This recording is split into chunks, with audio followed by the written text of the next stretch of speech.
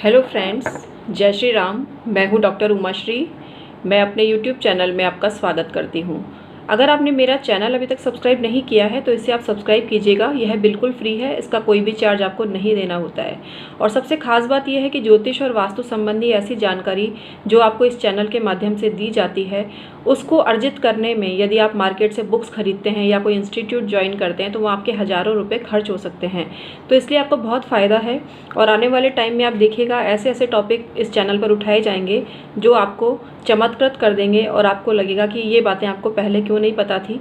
यदि ये टाइमली आपको बता दी जाती बातें तो आप इनसे लाभ उठा सकते थे। इसलिए चैनल से तुरंत जुड़िए आप, जिससे कि कई ऐसी दुर्लभ जानकारी आपको प्राप्त होगी।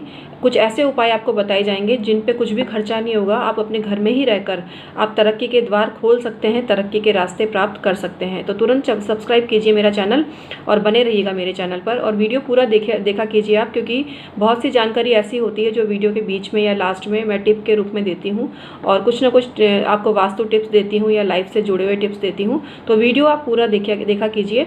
और कमेंट्स में आप अपने सवाल पूछ सकते हैं, लेकिन कमेंट्स में एक लिमिट होती है, क्योंकि कमेंट्स में बहुत ज़्यादा संभव नहीं होता जवाब देना, ना कुंडली का विश्लेषण करना संभव होता है।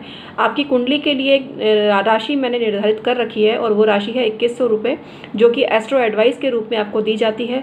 और उसके लिए आपको हमारे अकाउंट में 2100 रुपये जमा कराने पड़ेंगे। उसके बाद मेल के द्वारा आपको जवाब दिया जाएगा, ईमेल के द्वारा आपको जवाब दिया जाएगा। और आपकी लाइफ में ऐसे बहुत से उपाय बताए जाएंगे जिनसे कि आपको लाभ हो सके।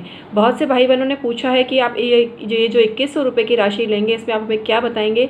तो इसमें यही है कि आपके दैनिक जीवन से जुड़ी हुई ऐसी बहुत सी बातें हैं जो आपको पता ही नहीं है।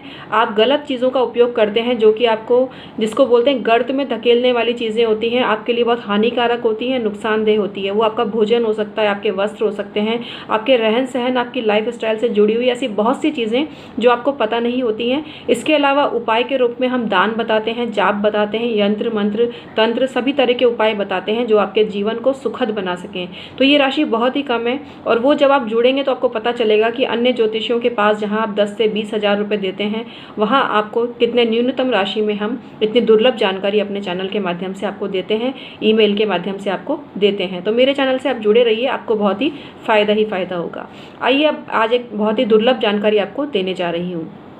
मैं आज बात करने जा रही हूँ, यदि आपके घर में अचानक सांप निकल जाए या सांप के बच्चे आए दिन निकलते रहें। कई घरों में ऐसा सुनने में आता है, लोग शिकायत भी लेके आते हैं, बताने के लिए भी आते हैं कि कई बार बहुत घरों में छोटे छोटे सांप के बच्चे भी निकलते हैं। स्पेशली बारिश के मौसम में तो निकलते ही हैं, लेकिन इसके अलावा भी बहुत से घरों में सांप के बच्चे आए दिन निकल जाते हैं। कई बार घर में कोई शुभ मौका होता है, किसी का जन्मदिन होता है या कुछ खास ओकेज़न होता है, उस दिन भी दरसाप देते हैं नाग देवता और दिख जाते हैं। तो ऐसे में क्या करना चाहिए? सबसे पहले तो मैं आपको ये बोलूँगी कि किसी भी जीव को सताने का हमको बिल्कुल भी हक नहीं है। कुछ लोग ऐसे भी मैंने कहते हुए सुने गए जिन्होंने सांप को मार डाला और गलत कार्य किया। गलत कार्य से मतलब है कि सांप को मार दिया अकारण ही, बिना बात ही कि वो कोई आप पे आक्रमण नहीं कर रहा था, चुपचाप अपने रास्ते पे जा रहा था। तो आपको ये बिल्कुल भी नहीं करना है, क्योंकि सांप जब कोई असुरक्षा महसूस करता है तभी हमला करता है। और वैसे मैं ये किसी को भी संदेश नहीं दूंगी, क्योंकि बच्चों को आप दूर रखिए उनसे। ऐसा मैं ये भी नहीं कह रही हूँ कि आप जाके खेलो उनसे या कोई खिलवाड़ करो, या यदि कोई आप पे मारने पे ही आमादा हो जाए और आप फिर भी खड़े रहो, ऐसा नहीं मैं कह रही हूँ। सुरक्षा आपको पूरी रखनी है और सुरक्षा के लिए प्रयास करना है। और इसके लिए जो संस्थाएं कार्यरत हैं, जो कि कहीं भी इस तरह के कोई जीव जंतु निकलते हैं तो उनकी आप कंप्लेन कर सकते हैं, उनको पकड़वा सकते हैं। सबसे बड़ी चीज़ है कि इतना समय भी नहीं होता है कि आप कंप्लेन करें। तो ऐसे में क्या करें? ऐसे में स्वयं को सुरक्षित बचाने का प्रयास करें। जहाँ तक हो किसी भी जीव की हमें हत्या नहीं करनी है, किसी भी जीव का नाश नहीं करना है, किसी भी जीव को हमें नहीं सताना है, क्योंकि जीव हत्या, जीव को सताना अपने आप में बहुत बड़ा पाप है। और नाग तो साक्षात देवता माने गए हैं। तो आपको ये बिल्कुल भी ऐसा गलत कार्य नहीं करना है। आइए अब इसकी मूल बात पे आते हैं। यदि किसी घर में सांप इत्यादि निकलते हैं, सांप के बच्चे निकलते हैं, तो सबसे बड़ी चीज़ है जब वो किसी खास मौके पर निकलें तो ये बिल्कुल सत्य है बात कि ऐसे मकान में कहीं ना कहीं कोई पितृ दुखी हैं या पितृ दरसाव देकर अपनी किसी इच्छा की पूर्ति के लिए आपके पास आए हैं। तो पितरों के निमित्त जब भी कोई शुभ मौका हो तो पितरों के निमित्त अवश्य ही पंडित जी से पूछकर कोई भी सामग्री जो कि उनके निमित्त निकाली जाती है वो अवश्य निकालनी चाहिए।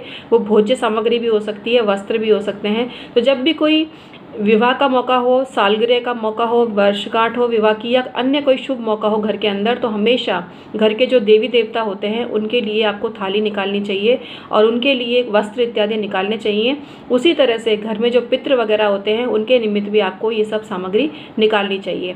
इसके अलावा जो सर्प देवता जब ऐसे शुभ मौक़ों पर दर्शन देते हैं तो सीधा सीधा इसका तात्पर्य यही लिया जाता है कि जो सर्प देवता आए हैं तो वो आपके पूर्वज ही हैं जो इस मौके पर दर्शाव देने आए हैं, तो उनको साक्षात आप प्रणाम करिए। लेकिन फिर भी मैं एक बात फिर बोलूँगी कि बहुत ही पॉइजन वाले सांप भी कई बार निकल जाते हैं, तो आप, क्योंकि यहाँ मेरा उद्देश्य अंधविश्वास फैलाना नहीं है, यहाँ मैं जो शास्त्रों में वर्णित जानकारी है और जो पूर्वजों के द्वारा जो ज्ञान प्राप्त हुआ है उसके आधार पर ही मैं ये जानकारी आपको दे रही हूँ। लेकिन फिर भी अपनी सुरक्षा भी बना के रखिए और किसी जीव को भी आप नहीं सताइए। इसके बीच का ही कोई मार्ग आपको निकालना पड़ेगा। लेकिन फिर भी ज्योतिषीय एंगल से क्या समझा जाता है जब सांप निकलता है, तो इसका दृष्टिकोण और इसका रवैया क्या रहना चाहिए वो मैंने आपको बताया। लेकिन इससे जो हमें तात्पर्य निकलता है वो यही निकलता है कि कोई ना कोई पितृ आपके हैं तो आप किसी पंडित से पूछें और पितरों के निमित्त जो भी क्रियाकर्म कराने चाहिए वो आपको अवश्य ही कराने चाहिए। तो इसका मीनिंग तो ये निकलता है। इसके अलावा पितृ लोग ऐसी जगह पर भी होते हैं जो उनकी प्रिय जगह होती है। आपने देखा होगा कि जो बावड़ियाँ होती हैं या पुराने किले मकान होते हैं वहाँ भी नाग देवता विद्यमान रहते हैं। इसके पीछे भी यही कहानी कही गई है कि कोई पूर्वज होते हैं वो अपनी सुरक्षा के लिए अपने भवन में निवास करते हैं और प्रैक्टिकली ऐसा देखा भी है। हमारे एक रिश्तेदार हैं, उनका मकान है रणथंभौर के पास में एक गाँव में मकान है, तो वहाँ भी नाग देवता हमेशा प्रहरा देते हैं। वो उनके किसी पूर्वज का ही मकान है और वो उनको तो नाग देवता कभी नहीं रोकते जब वो उनके उस मकान में जाते हैं, क्योंकि वो उनके पूर्वजों का ही मकान है। लेकिन कोई अन्य व्यक्ति जाए तो उसके लिए वहाँ जाना सहज नहीं होता है, वो आसानी से वो व्यक्ति वहाँ नहीं जा सकता है। लेकिन जब उनके रिश्तेदार जाते हैं तो वहाँ कोई उनको दिक्कत नहीं हुई, हमेशा वो जाकर उनके दर्शाव करके और उनको प्रणाम करके आ जाते हैं। तो इस तरह से ऐसी बहुत सी कहानियाँ वर्णित हैं और ये तो मैंने जो घटना बताई आपको ये सत्य घटना है। तो जब भी नाग देवता निकलें तो यही आपको समझना चाहिए कि पितृ दर्शाव दे रहे हैं और पितरों के निमित्त आपको कुछ ना कुछ उपाय अवश्य ही कर लेना चाहिए। तो आज का वीडियो मैं समाप्त करती हूँ। उम्मीद है इससे आपको जानकारी मिली होगी और यदि आपको थोड़ी भी इससे जानकारी मिलेगी तो मेरा ये प्रयास सार्थक सिद्ध होगा। आज का वीडियो मैं समाप्त करती हूँ। पसंद आए तो इसको लाइक शेयर जरूर कीजिएगा और आप इसमें मुझे जय श्री राम जरूर भेजिएगा। बहुत बहुत धन्यवाद।